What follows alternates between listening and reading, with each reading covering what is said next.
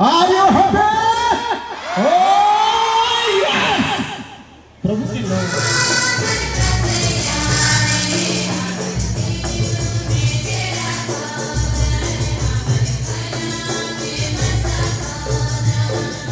कृपया पहला कुरिन्थी 10:23 सब वस्तुएं मेरे लिए उचित तो हैं परंतु सब लाभ की नहीं। सब वस्तुएं मेरे लिए उचित तो हैं परंतु सब वस्तुओं से उन्नति नहीं। यहाँ तक आमीन। धन्यवाद। प्रभु आपको आशीष दे।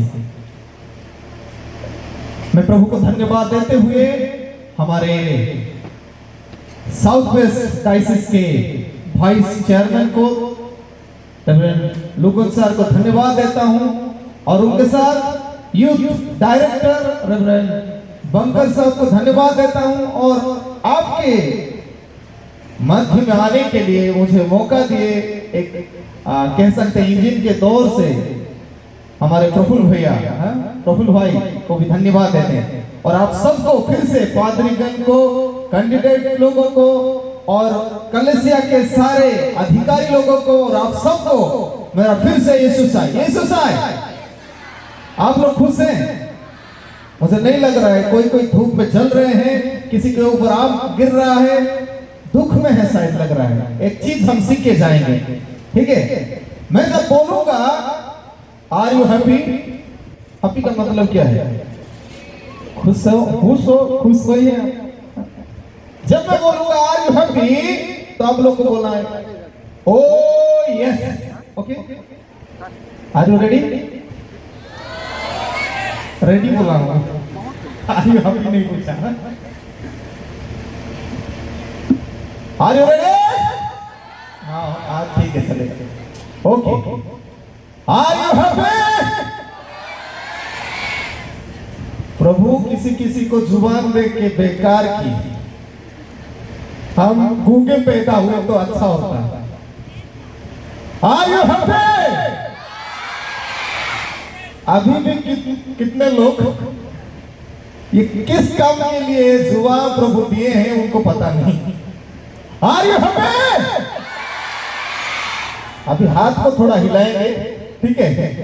जब हैप्पी मैं बोलूंगा आप लोग आर यू हैप्पी तो आप लोग हाथ को ऐसा घुमाएंगे, ओ यस, ठीक है? दम कितना है देखेंगे। हम देख रहे थे हमारे मध्य डायसिस के बिशप जब गीत गा रहे थे, मुझे लग रहा था अरे हम उनके आगे फीके पड़ जाएंगे। तो कहना चाहता हूं हम जब जवान हैं सब कुछ कर सकते हैं, तो देखिए कितना जोर लगा के हम ओ यस कह सकते हैं। Are you happy? Oh yes! कितने लोग बूढ़े हो गए हैं, शायद मरने वाले हैं कल, इसीलिए हाथ भी नहीं चला पा रहे हैं। सबको, जवान, बूढ़े और जितने लोग हैं यहाँ पे, सबको कहना है are you happy? Oh yes! अभी मैं चुप रहूंगा, सिर्फ बोलूंगा are you happy, okay? Are you happy? और एक दो दिन बाकी है, वो करने तक हम करते रहेंगे। Are you happy? Thank you. देखिए आपके नजदीक अगर कोई नहीं कर रहा है तो आप जिम्मेदार हैं। Last time, are you happy? Oh yes! प्रभु के लोग हर वक्त खुश रहते हैं। जितने भी निंदा आए, जितने भी अपमान आए, जितने भी रोग आए, दुख आए, हर एक समय वो खुश रहते हैं।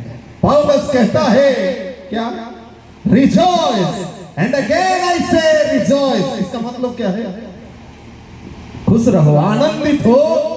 मैं फिर से कहता हूं आनंदित हो। जब वो कहते हैं फिलिपियोस की पत्रिका में, कितने में? 4:4 में, उस वक्त वो जेल में थे। कहां थे? जेल से चिट्ठी लिख रहे हैं कलेसिया को और बता रहे हैं मैं कहता हूं कि तुम खुश रहो।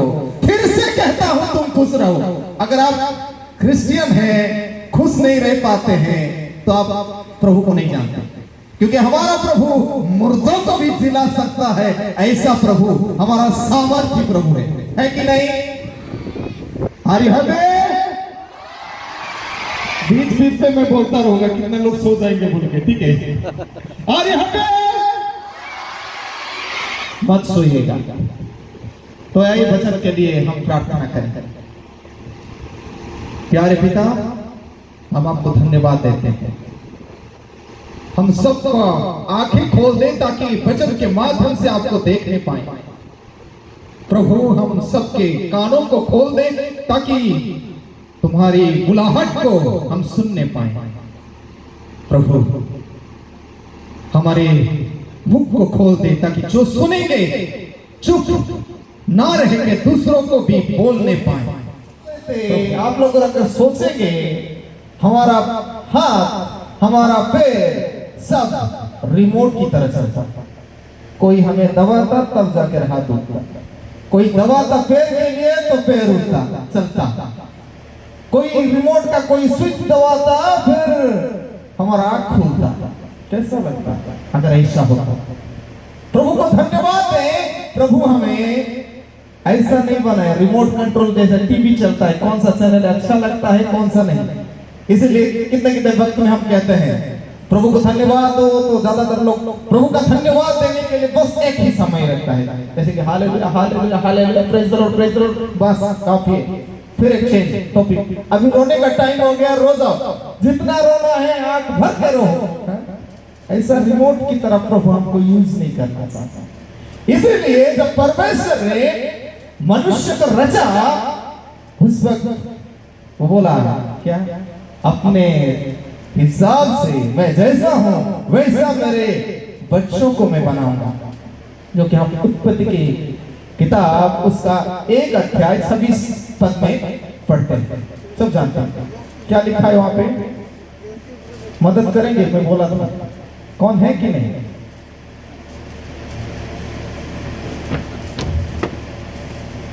जेनेसिस चैप्टर 1 वर्स 27 पढ़िए। उत्पत्ति अध्याय 1 सिर्फ क्या लिखा है पढ़िए। फिर परमेश्वर ने कहा, हम मनुष्य को अपने स्वरूप के अनुसार अपनी समानता में बनाएं, और वे समुद्र की मछलियां और आकाश के पंछियों और घरेलू पशुओं और सारे पृथ्वी पर और सब रेंगने वाले जंतुओं पर जो पृथ्वी पर रेंगते हैं अधिकार रखें। हाँ, धन्यवाद। तो वहां पे परमेश्वर अपने समान मनुष्य को बनाता है। वो हमें रिमोट कंट्रोल की तरह यूज नहीं करना था। कोई कोई सवाल पूछेंगे, अरे परमेश्वर जब जानते थे वो एदन वाटिका में क्यों वो पेड़ लगाए थे? क्योंकि परमेश्वर चाहते हैं हम अपनी इच्छा से, विल पावर से जो चाहते हैं हम वही चाहने की तरह काम कर पाए। लेकिन दुख की बात है हम सब इसका फायदा उठाते हैं। परमेश्वर ने जो बनाया सब ठीक बनाया, लेकिन हम उसको अपने फायदे के हिसाब से व्यवहार करते हैं। जैसे कि पकड़ लीजिए नाइफ, क्या बोलते हैं, छुरी, हिंदी में क्या कहते हैं, चाकू। हाँ, जो चाकू बनाया, जो बनाने के लिए मैन्युफैक्चर है, क्यों बनाया वो चाकू? किसी के पेट में इसलिए बनाया गया चाकू। क्यों बनाया गया था? फल काट के, सब्जी काट के सब खाएंगे बोल के, लेकिन उसको इस्तेमाल किसी दूसरे तरह से करने का मौका हमको मिला, क्योंकि हमारा फ्रीडम है। हम चाकू लाएंगे खरीद के तो कैसे यूज करेंगे, हमारे ऊपर निर्भर करता है। इसीलिए जो वचन आपको बताना चाहता हूं, सब वस्तुएं मेरे लिए उचित है। परमेश्वर ने जो भी दिया है उचित है, परंतु सब लाभ की नहीं। सब वस्तुएं मेरे लिए उचित है, परंतु सब वस्तुओं से उन्नति नहीं। मैं राउरकेला पेरिस में आया था, एक कहानी बता रहा था संडे स्कूल प्रोग्राम में। एक छोटा बच्चा खेलते खेलते एक डिब्बे में अपना हाथ को डाल दिया।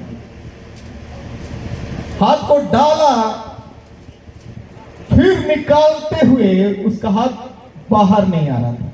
सुन रहे हैं? इधर उधर मत फटकिए, नहीं तो मैं फटक जाऊंगा। वो हाथ डाल के हाथ को निकाल नहीं पा रहा है, कोशिश कर रहा है निकालने के लिए, सिर्फ 2-3 साल का बच्चा अंदर घुस गया, उसका हाथ डिब्बे में, निकाल नहीं पा रहा। फिर निकालने की कोशिश में वो रोना शुरू कर दिया क्योंकि हाथ नहीं निकल रहा है। बाद में वो रोते हुए जब उसका मम्मी ने सुनी तो आके देखी और फिर उसकी मम्मी भी उसका हाथ को पकड़ के खींचने में लग गई। खींचते खींचते धीरे उसके हाथ यहाँ पे कटने लगा।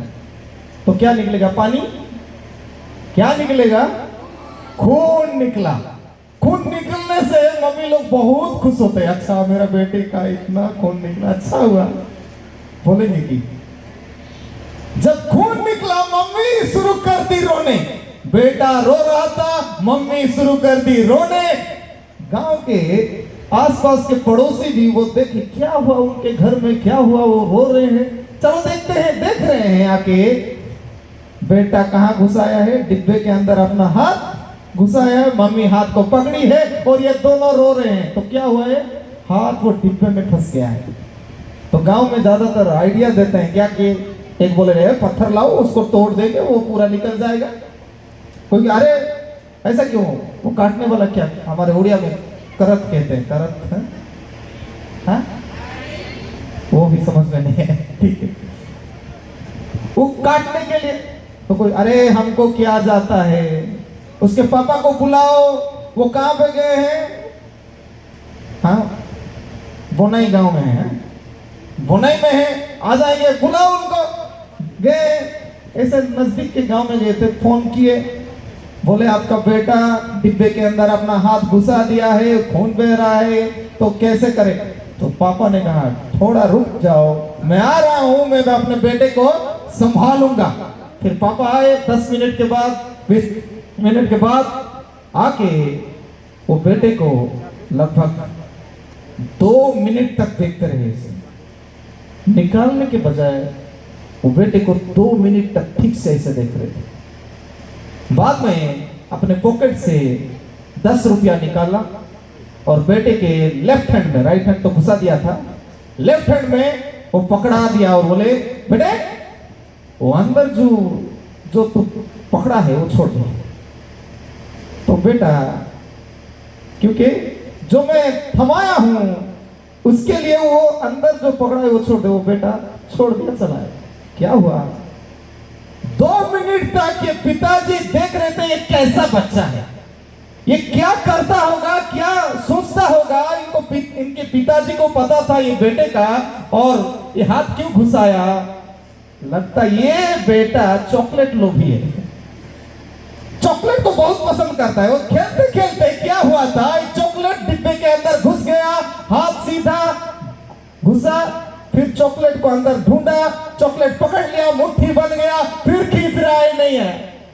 जब वो चॉकलेट छोड़ दिया तो आराम से हाथ निकल आया। 10 रुपया क्यों दिए थे पिताजी? अरे वो सोचा 1 रुपया का एक चॉकलेट था, अभी तो 10 चॉकलेट मिल जाएगी, ये छोड़ दूंगा, क्या ये छोड़ दूंगा, 10 रुपया के 10 चॉकलेट आ जाएगा। मेरे प्रियजनों, मैं कहना चाहता हूं हम सब लोग स्वर्ग में जाना चाहते हैं कि नहीं? कौन कौन यहाँ इतने महान लोग हैं नर्क में जाना चाहते हैं? सब काम नर्क का करेंगे मगर जाएंगे कहां? स्वर्ग जाने की तमन्ना रखेंगे। नर्क का काम सब चलता रहेगा लेकिन स्वर्ग जाने का सोचेंगे हम स्वर्ग जाएंगे। जहां भी पूछिए, रिवाइवल मीटिंग में पूछिए, कलेसिया चर्च में पूछेंगे, पादरी लोग पूछेंगे, सब पूछेंगे तो नहीं हम स्वर्ग में जाएंगे, काम मगर नरक वाला। जवान लोग सुन लीजिए आप, एक यंग यूथ एक कविता कुछ इस प्रकार लिख रहे थे। क्या आजकल के यूथ कैसे, जवान पुरुष स्त्री सब जवान व्हाट्सएप में गंदा गंदा चैट करेंगे, उसके बाद चर्च में आएंगे, गाना गाएंगे। क्या मेरा जीवन का मकसद तू है, मेरा जीने का कारण तू है, गाएंगे। मेरा जीवन का मकसद तू है, मेरा जीने का कारण तू है। फिर मैं जीऊं या मरूं बस तेरे लिए है मेरा प्रभु। चर्च में आके मैं तुम्हारे लिए जीऊंगा प्रभु, बाहर जाऊंगा तो मैं शैतान के लिए जीऊंगा प्रभु। चर्च में कितना समय हम बिताते हैं और बाहर कितना समय बिताते हैं। मेरे प्रियजनों, मैं कहना चाहता हूं हमारे सारे काम परमेश्वर के विरुद्ध है, फिर भी हम जाना चाहते हैं कहां? स्वर्ग में। क्योंकि हमारे अंदर परमेश्वर ने बोला फ्रीडम दिए हैं। हम चर्च में ऐसा वर्ताव करते हैं, बाहर ऐसा वर्ताव करते हैं, क्योंकि फ्रीडम है। अगर परमेश्वर चाहता तो हमको कुत्ते की तरह पट्टी बांध के एक जगह लटका देता, फिर इधर उधर हम घूम नहीं पाते। नहीं, कैसा लगता? कुत्ते को कभी देखें? शेर जो जंगल में रहता है, उसको अगर आप केज में डाल देंगे, कैसा रहेगा वो? कैसा फील करता होगा? चिड़िया को हम पिंजरे में डालते, कैसा फील करता होगा? आप लोगों को परमेश्वर ऐसा नहीं रखा, जेल में नहीं डालने की तरह अपना जीवन को आपको दिया, ताकि आप आराम से, अपने हिसाब से, अपनी इच्छा से परमेश्वर के लिए काम करने पाए। दुख की बात है, हम उसका फायदा उठाते हैं। हम फायदा उठाते हैं, अपने इच्छा के मुताबिक अपना जीवन को बिताते हैं। जो भी हम करते हैं, याद रखें, सब वस्तुएं मेरे लिए उचित तो हो सकता है, लेकिन सब लाभ की नहीं। सब वस्तुएं मेरे लिए उचित तो हो सकता है, परंतु सब वस्तुएं उन्नति नहीं लाएगी। प्रिय सुनो, परमेश्वर ने हमें बनाया है, मनुष्य को बनाया है एक मैनुअल बुक देकर। जैसे कि एक प्रोडक्ट जब बनाया जाता है, एक मैनुअल रहता है। जैसे एक मैनुअल, जैसे मान लीजिए एक आदमी बहुत बड़ा धनी था, वो इच्छा किया कि मैं एक एरोप्लेन खरीदूंगा, प्राइवेट एरोप्लेन खरीदूंगा और मैं चलाऊंगा, मेरे पास बहुत सारा पैसा है, इसलिए मैं खरीदूंगा। वो गया, दुकान में गया, एक किताब खरीदा। सुन लीजिए ध्यान से, वो किताब खरीद लिया। वहां पे लिखा था how to fly a plane. बोल, क्या लिखा था? बोले तो Munna Bhai, how to fly a plane, कैसे जहाज को चलाया जाए। तो कुछ कहानी की बात मैं बता रहा हूं। तो वहां पे पहला चैप्टर निकाला, how to fly a plane का बुक, किताब का पन्ना का पहला चैप्टर निकाला। वहां पे लिखा है हाउ टू स्टार्ट इंजन को कैसे चालू किया जाए। आप उस बटन को दबाइए, रेड बटन को दबाइए, इंजन स्टार्ट होगा। इंजन स्टार्ट हो गया, दबाया, ये प्लेन में बैठा, अकेले बैठा, किसी को साथ में, मैं ट्रेन चलाऊंगा, खुद खरीदा हूं, पैसा देके खरीदा हूं, मैं खुद चलाऊंगा। वो बैठ गया और किताब को खोला, पहला चैप्टर को वहां पे लिखा था how to start engine. Red button दबाओ, इंजन को दौड़ाओ, रेड बटन दबाया, इंजन से। फिर किताब का पन्ना और चेक किया, फिर और एक चैप्टर आ गया, वहां पे लगा how to run on the क्या में रनवे। कैसे आप उस रनवे में आपका क्या करेंगे, प्लेन को उड़ाएंगे। दूसरा चैप्टर, तो वहां पे लिखा था ग्रीन बटन है, उसको दबाओ। वो ग्रीन बटन को दबा दिया, धीरे धीरे स्टार्ट होके चला, ये आगे बढ़ता गया। हाँ अच्छा, क्या स्टार्ट तो हो गया, अभी रनवे में चल रहा है। तीसरा चैप्टर निकाला, देखा वहां पे लिखा था how to take off the plane. क्या येलो बटन है, उसको दबाओ, ऊपर उठेगा। फिर येलो बटन दबा दिया, ऊपर उड़ गया। क्या मजा आ रहा है, उड़ रहा है आराम से। अभी नीचे उतरने का, फिर वो पन्ना जब पलटने की कोशिश है, वो एंड हो गया किताब का। वहां पे लिखा था एंड पेज में।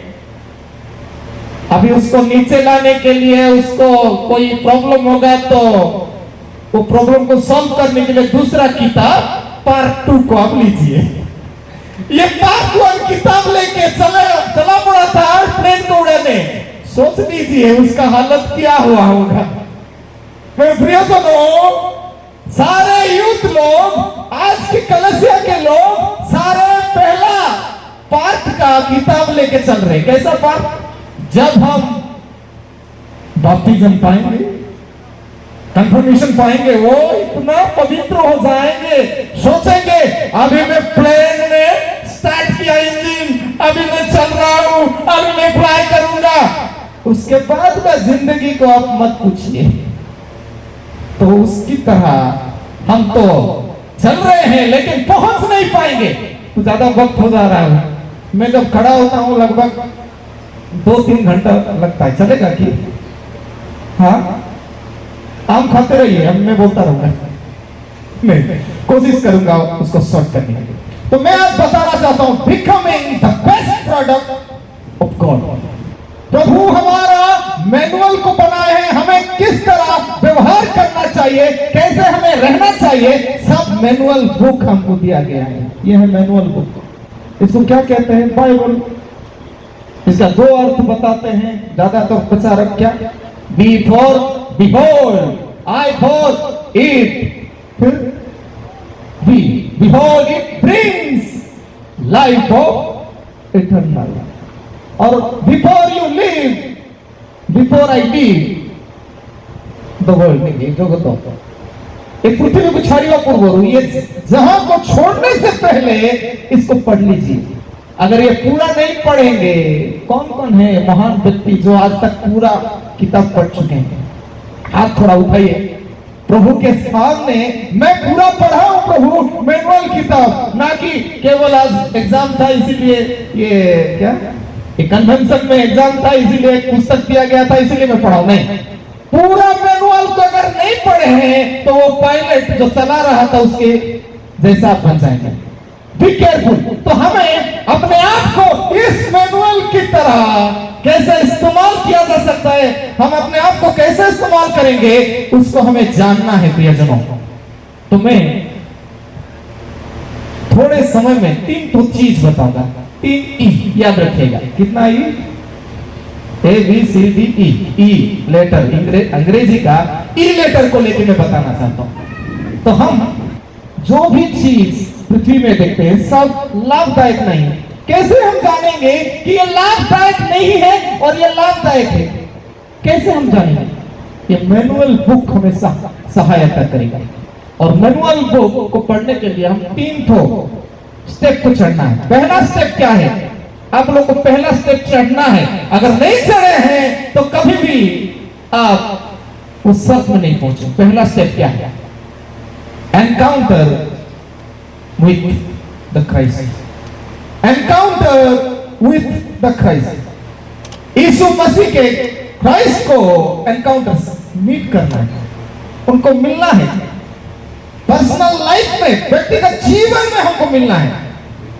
जो आप लोग जीवन बिताते हैं, माता पिता ने कहा तुम गिरजा जाओ, चर्च जाओ, आराधना गीत गाओ, साक्षी वाणी से गीत गाओ, बाइबल पढ़ो, तब जाके आप पढ़ रहे। लेकिन ऐसा नहीं होगा जब तक हम अपने आप को प्रभु में समर्पित करने की तरह खुद नहीं मिलेंगे उसको। जैसे कि हम परमेश्वर ने हमें फ्रेंड रिक्वेस्ट भेजा है, कहां पे? फेसबुक में और व्हाट्सएप में भी।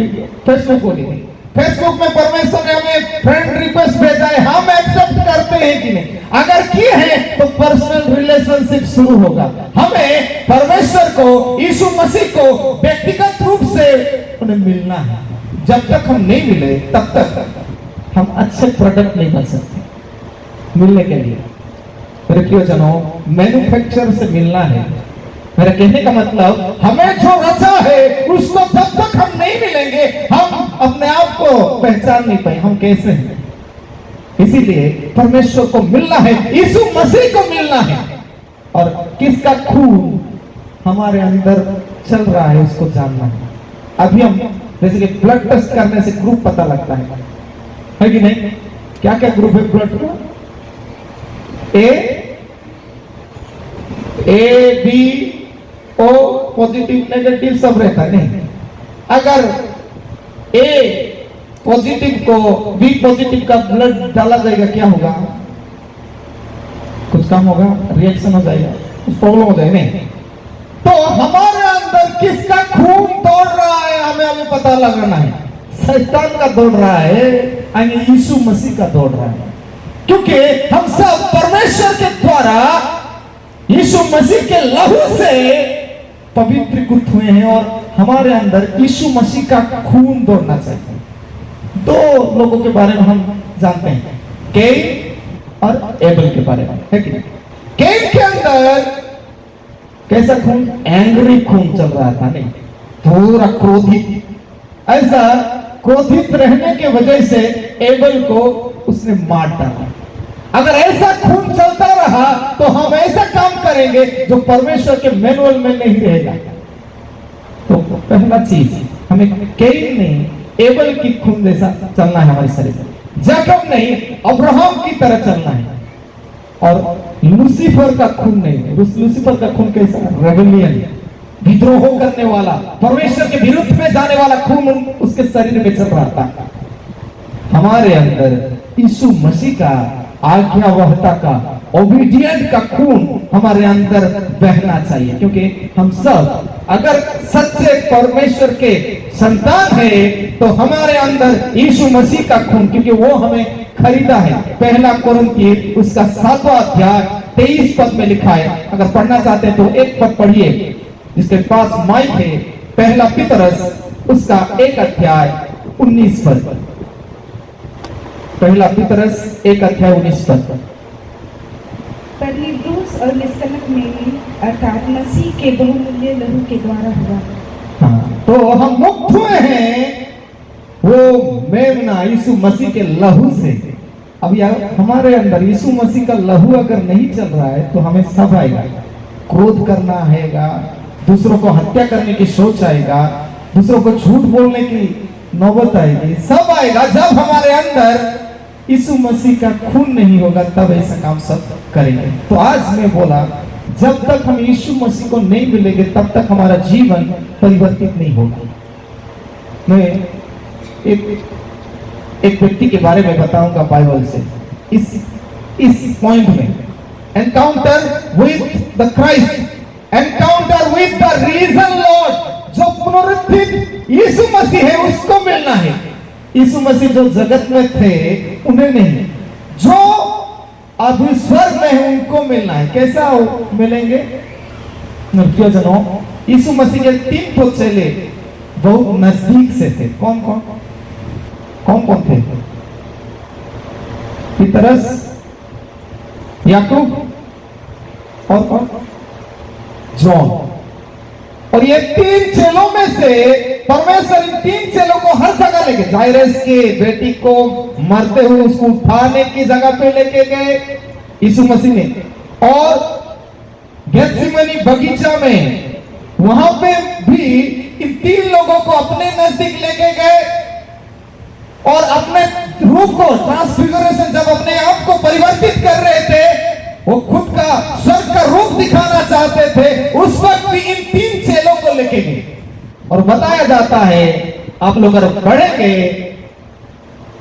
जॉन उसका 15 अध्याय 15 पद में, यीशु मसीह एक से ज्यादा प्यार कर रहा था। जॉन उसका 13:23 में लिखा गया। 13 अध्याय 23 पद में यीशु मसीह एक चेले से बहुत प्यार कर रहा था। कौन है वो? एक जॉन। और इसको प्रेम करते हुए जब यीशु बताते हैं, कहां पे? जॉन 15 में, मैं अपने चेलों को क्या बताता हूं? मेरे दोस्त लोग हैं, हम सब दोस्त हैं, यीशु मसीह के साथ दोस्त हैं। हम कंधे में कंधे मिला के, हाथ मिला के चल सकते हैं यीशु से। कब? जब यीशु दुनिया में था वो दोस्त की तरह, वो खुद बोला, मैं तुम्हें दास नहीं कह रहा हूं, मैं तुम्हें अपना बंधु मानता हूं, फ्रेंड मानता हूं। और जब यीशु मसीह मर गए, जीवित उठे, स्वर्ग में गए, तब उनका रूप को पता लगा। पतमस द्वीप में, रेवलेशन में, प्रकाशित वाक्य में आप जब देखेंगे, रेवलेशन उसका 1 अध्याय 9 पद से लेकर आप पढ़ेंगे, एक दर्शन देखता है। वही चेला जिसको कहा जाता है यीशु मसीह का प्रिय चेला बोल के, वो यीशु मसीह को अब देखता है। जो चेला दुनिया में रह के अपने यीशु मसीह का क्या उनके इसको क्या बोलते हैं, कांधे में है? कांधे में सर रख के आराम से रह रहा था, उसका रूप पता लगा जब उसको यीशु मसीह का रूप क्या है लिखा गया है 17 पद जो पढ़ेंगे, प्रकाशित वाक्य उसका 1 अध्याय 17 पद लिखा है वहां पे क्या, जब मैंने उसे देखा तो उसके पैरों पर मुर्दा गिर पड़ा और उसने मुझे अपना दाहिना हाथ रख कर कहा कि मत डरो, मैं प्रथम और अंतिम जीवित हूं। क्या किया वो जो प्रिय शिष्य हो वो पैरों में ऐसा गिर गया, इसका मतलब डर गया वो। वहां पे पूरा अपना लिस्ट दिया गया है, आप अगर पढ़ेंगे ठीक से, मैं क्यों स्लो हूं क्योंकि हिंदी वर्ड्स नहीं आ रहे ठीक से इसलिए, तो वहां पे आप जब पढ़ेंगे प्रकाशित वाक्य 1 अध्याय उसका 9 पद से आप पढ़ के जाएंगे, यीशु मसीह जीवित हो उठने पर स्वर्ग में जाने के बाद उनका रूप कैसा है जो कोई भी देखेगा डर जाएगा। इसीलिए जॉन वो गिर पड़ा और बोला, जो उसके पैरों में गिर गया, तब यीशु मसीह उनका हाथ लेके उठाते हैं। मैं कहना चाहता हूं जब हम जीवित ईश्वर को, जीवित प्रभु यीशु मसीह को देखेंगे ना तो हम गिर पड़ेंगे, ऐसा रूप है उनका। अगर समय ज्यादा हो रहा है, अगर एक पद आप पढ़ेंगे वहां पे डर लगेगा कि यीशु मसीह कैसे रूप में है। जब वो इस दुनिया में थे एक दोस्त की तरह, उनका रूप बदल गया है। अभी वो आएंगे ऐसे हंसमुख की तरह किसी को खुश करने के लिए, वो न्याय विचार करने के लिए, तो हम तैयार हैं कि are you happy, are you happy. अभी मैं 60% वाला बात बताऊंगा कि ओडिया में ना हिंदी में चलेगा, कोई नहीं बताते ओडिया चलेगा कि हाँ? कितने जन ओडिया चाहते हैं? नहीं। हिंदी में कितने जन चाहते हैं? हिंदी में ठीक है क्योंकि फास्ट नहीं हो पा रहा हूं, वर्ड्स नहीं आ रहे हैं इसीलिए, ठीक है। तो पहला चीज में बताया परमेश्वर को जो देखे हैं उनका पुनरुत्थित होने के बाद, स्वर्ग में जाने के बाद उनका जीवन का परिवर्तन कैसा हुआ है। एक आदमी है जो पहचाना है, कौन? पॉल। पॉल खुद देखा है वो जीवित परमेश्वर को, जो क्रिश्चियन को ताड़ना करता था, निंदित करता था, उनके आगे झुका रहा था प्रभु के लोगों को, वो खुद देखा और वो खुद गवाही बन गया। जब तक उनको नहीं देखेंगे हमारा जीवन परिवर्तन नहीं होगा। हम नहीं देखे, हम भेंट घाट नहीं हुए, एनकाउंटर नहीं हुए, इसीलिए आज जैसे इच्छा, जैसे मैं बोल रहा था, हम क्या करेंगे? पार्टी करेंगे,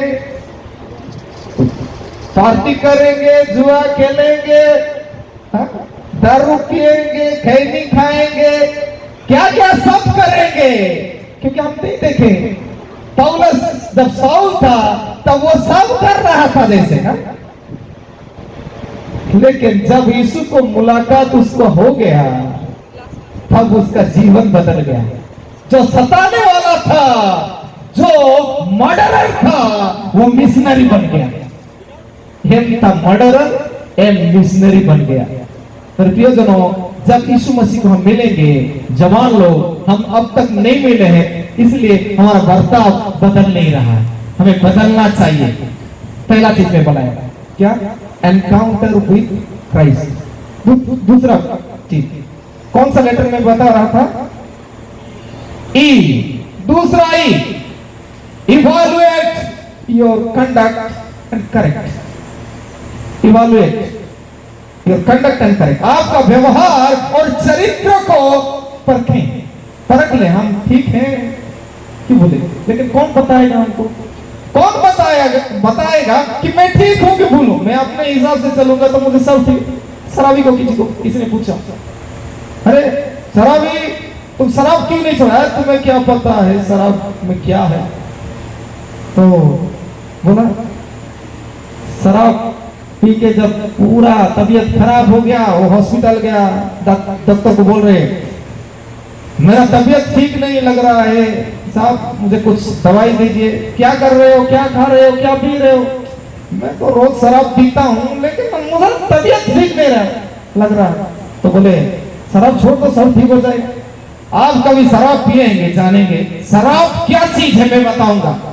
आप जब शराब को पीते हैं तो क्या होगा मैं बताऊंगा। डॉक्टर ने बोले 1 मिनट मैं तुम्हें बताऊंगा शराब पीने से क्या होगा। 2 ग्लास लगाए, एक में शराब डाले, एक में पानी डाले और 2 कीड़े को एक शराब में छोड़े और एक पानी में छोड़े।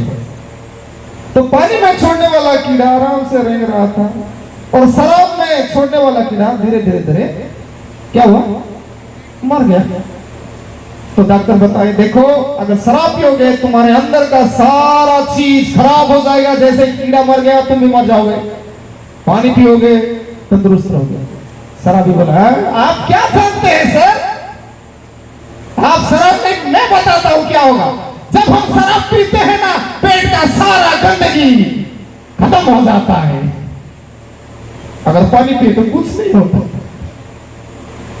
शराबी को जितना भी आप बताइए ये खराब चीज है वो मानेगा नहीं, क्योंकि वो इवैल्यूएट नहीं कर रहे, फर्क नहीं रहा ये ठीक है कि खराब है।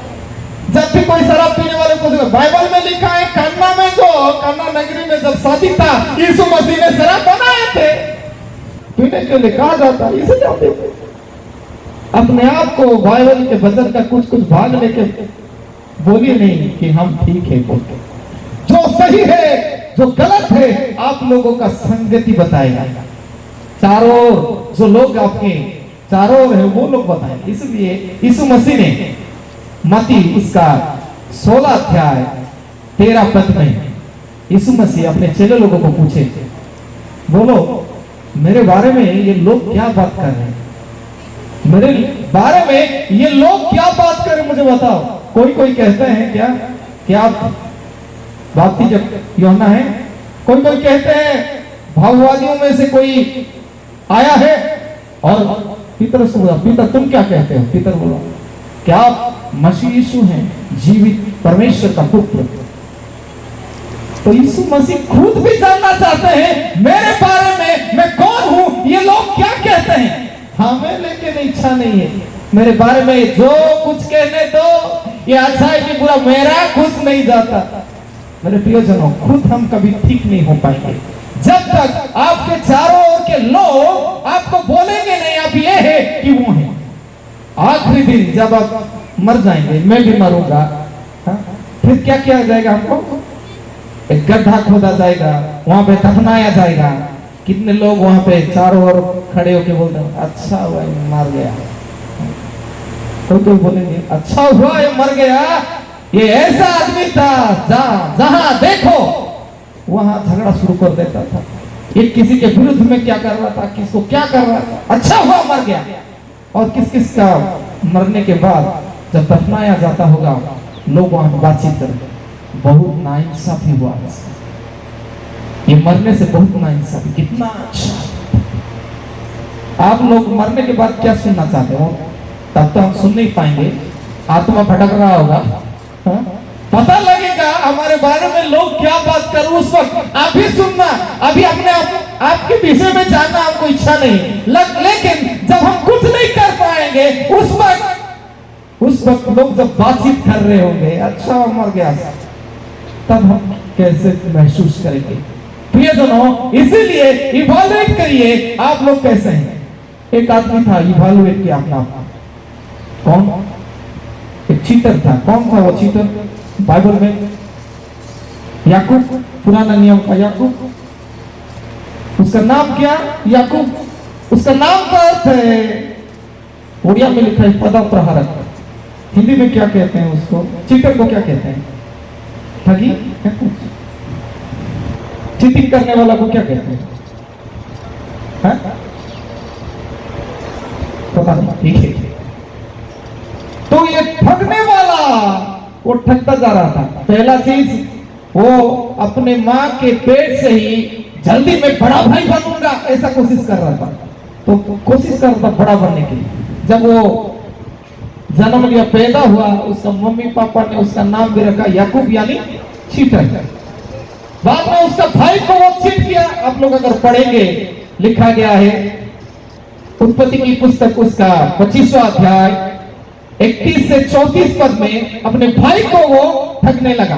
बोला तू मुझे, जब यीशु ने कहा मुझे भूख लगा है, याकूब ने कहा एक काम कर, तू अपना बड़ा भाई का पद मुझे दे दे, मैं तुम्हें दाल खाने के लिए दूंगा। तो वो भेज दिया, वो भी ठग के ले गया। फिर और एक बार हम देखते हैं, जब हम 27 उत्पत्ति की पुस्तक उसका 27-23 पद जब देखते हैं, अपने पिता को भी वो ठग के, चीटिंग करके उनसे ब्लेसिंग, आशीर्वाद सब ले लिया। तो बाप को भी ठग रहा है, भाई को ठगा, मम्मी को भी जैसे ठगा।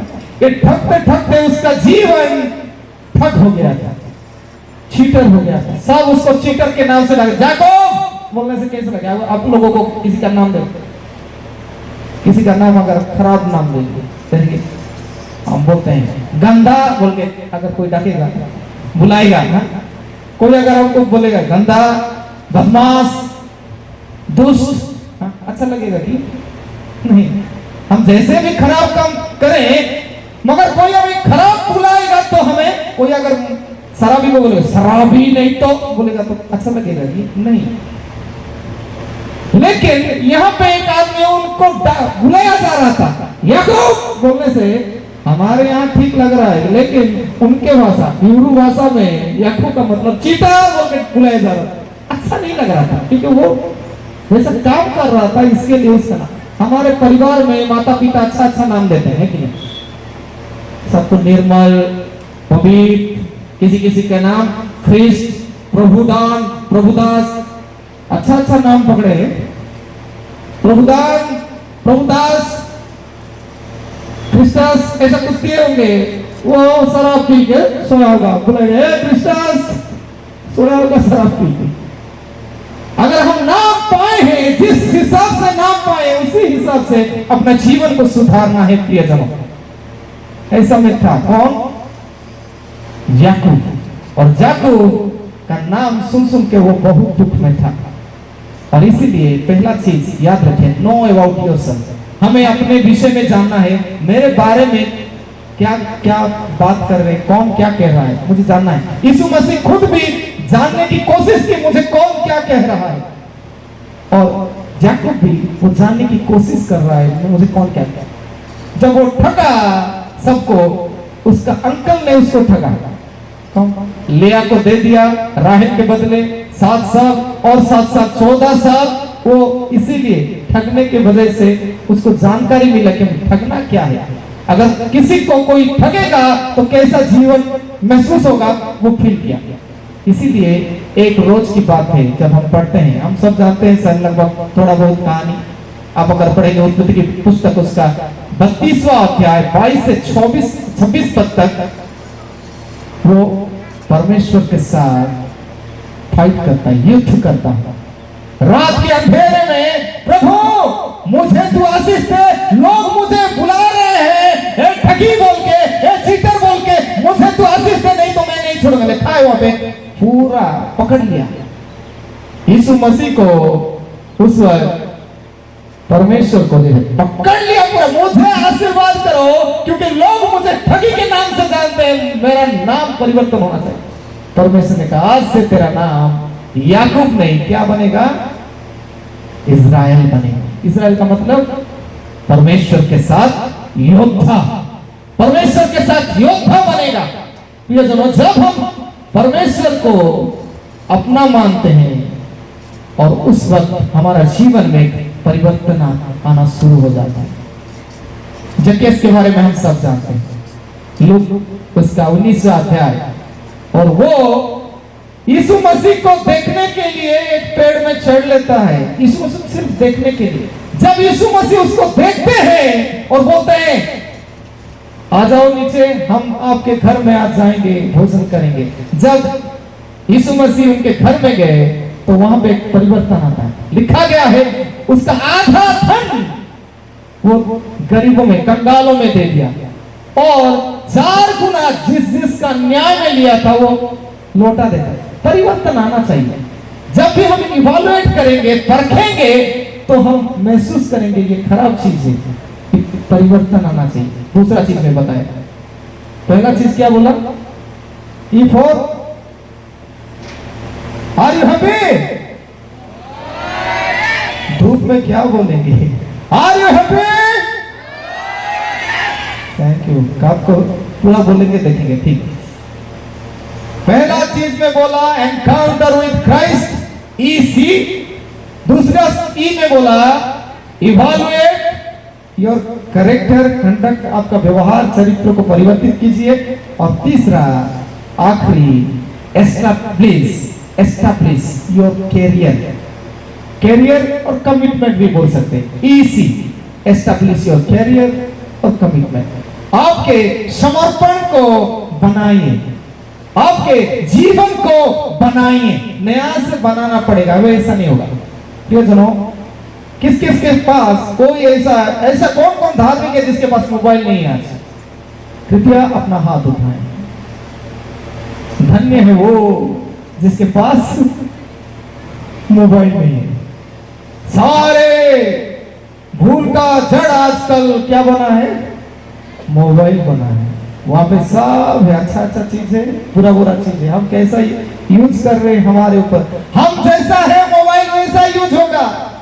हम अगर परिवर्तित हो जाएंगे, मोबाइल भी उससे वैसे ही परिवर्तित हो। 2 चीज होता है मोबाइल में, पहला हार्डवेयर और दूसरा सॉफ्टवेयर। हार्डवेयर मतलब बाहर से जो दिखता है मोबाइल का गेटअप, कितना कैमरा है, कितना बड़ा है, कितना मेगापिक्सल कैमरा है, सब हार्डवेयर। और दूसरा होता है सॉफ्टवेयर। सॉफ्टवेयर का मतलब अंदर वो फंक्शन करने के लिए जितना एप्लीकेशन वगैरह सब। तो हम लोग ज्यादातर महत्व देते हैं किसको? हार्डवेयर को। मैं कैसा दिख रहा हूँ, आज सुबह रात आप लोग सोए हैं, सुबह मैं कैसा दिखूंगा? मिरर के सामने गए, थोड़ा ये कैसा लग गया? हार्डवेयर को इतना सुंदर से सजाते हैं। याद रखिए, हार्डवेयर हर दिन ठीक नहीं रहेगा। हार्डवेयर खराब होने की संभावना, जैसे मोबाइल गिर जा सकता है, लेकिन सॉफ्टवेयर अगर ठीक रहा तो मोबाइल चल सकता है। हार्डवेयर खराब होने से, फट जाने से भी अगर सॉफ्टवेयर ठीक है तो चल सकता है। तो हमारा हाथ पैर, अभी कुछ दिन पहले मेरा एक्सीडेंट हो गया था, मेरा यहाँ पे लगा था। अगर ज्यादा मैं बात करूंगा तो भी दर्द होता है, हाथ पैर टूट जाता भी। हम भी ऐसा भी हो सकता है, हमारा हाथ पैर टूट भी सकता है, लेकिन अगर हमारे अंदर ठीक रहेगा सब तो हम प्रसिद्ध हो गए। देखिए, हमको सॉफ्टवेयर को ठीक करना है, और सॉफ्टवेयर को ठीक करने के लिए हमें याद रखना है मोसेस की तरह बनना है। मोसेस को परमेश्वर ने कहा, मूसा, यंग टाइम में, मूसा तुम जाओ, इजरायली लोगों को तुम मिस्र से बाहर लेके आओ। मूसा ने कहा, आप लोग ठीक से पढ़ेंगे, कितने बार परमेश्वर ने उसको बोला। आप अगर पढ़ेंगे एक एक पद, कहां पे? निर्गमन की पुस्तक उसका 3रा अध्याय 10 पद पढ़ेंगे। परमेश्वर ने कहा जाओ लेके आओ। 11 पद में मूसा कहता है, क्या बोल के? मूसा कहता है 11 पद में, नहीं प्रभु ऐसा नहीं होगा। क्या लिखा है? क्या लिखा है? 11 पद 3:11 निर्गमन, वहां से पढ़ लीजिए।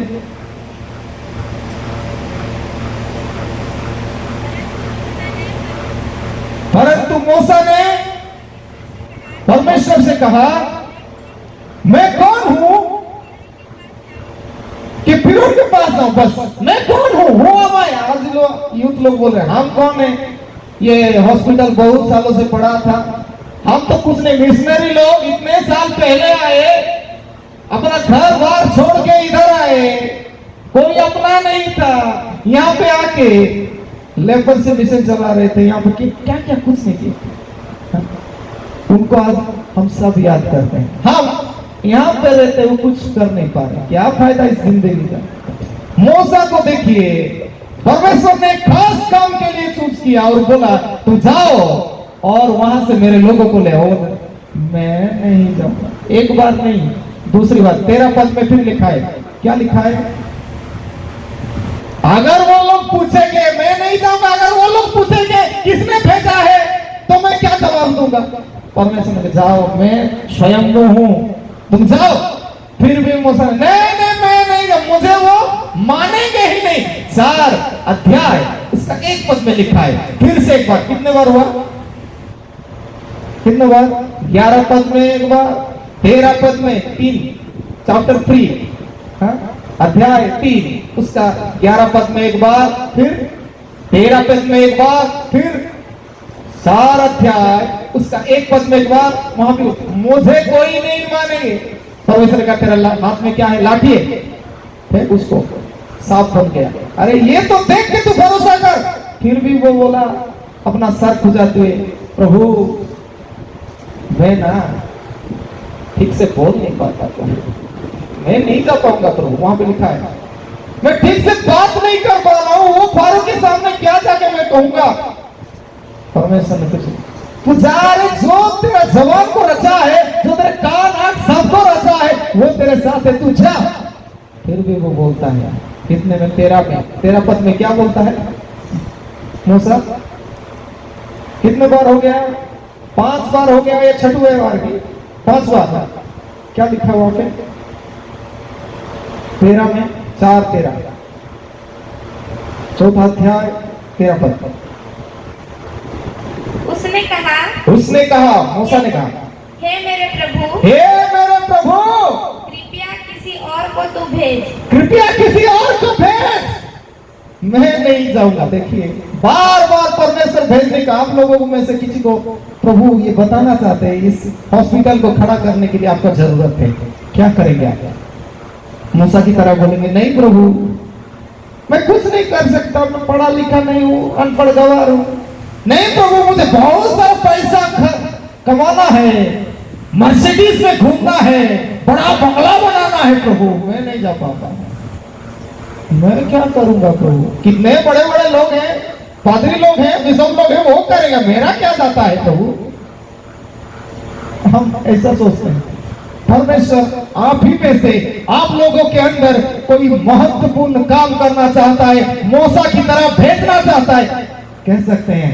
अब जीएलसी कलेसिया में बहुत सारा चीज ऐसा पड़ा है। हम कहते हैं आजकल के कलेसिया कैसा है? हम करोड़पति कंगाल हैं, है कि नहीं? करोड़पति कंगाल क्या है जानते हैं? करोड़ों का प्रॉपर्टी है लेकिन भूखे सो रहे हैं। क्यों? कुछ नहीं कर रहे। चाष करेंगे तो खाएंगे ना। मेरे प्यारे जनों, मैं कहना चाहता हूं इतना प्रॉपर्टी कहां से आके खरीद के दिए? हम खुद खरीद नहीं पाए, वो आके खरीद के दिए। आज दिए ये पेड़ पौधा सब दिए, आम पूरा खराब हो रहा है, किसी को कुछ लेना देना नहीं। उनका क्या आराम से वो एसी रूम में वहां पे बैठ के रहने से नहीं होता, मच्छर काटने के लिए इधर आ गए। कैसा डेडिकेशन! क्योंकि परमेश्वर ने मूसा की तरह उन लोगों को भी बताया था जाओ आम गांव में तुम रहो और ये सारे जगह में जितने भी लोग हैं तुम्हारे द्वारा हमारे पास आने पाए। आज आप में से परमेश्वर किस किस को बोलना चाहता है? सभी को भी बोलना चाहता है। हम जब इस आम गांव में हैं इधर घूमने के लिए सिर्फ नहीं आएंगे, इसके लिए सोचना है, क्योंकि हम फ्यूचर है, हमें अपना कैरियर को बनाना है, हमें हमारे कलसिया को बनाना है, आगे बढ़ा के लेके जाना है। नहीं तो बोलेंगे ये बूढ़े लोग पादी लोग है ना वो संभाले नहीं।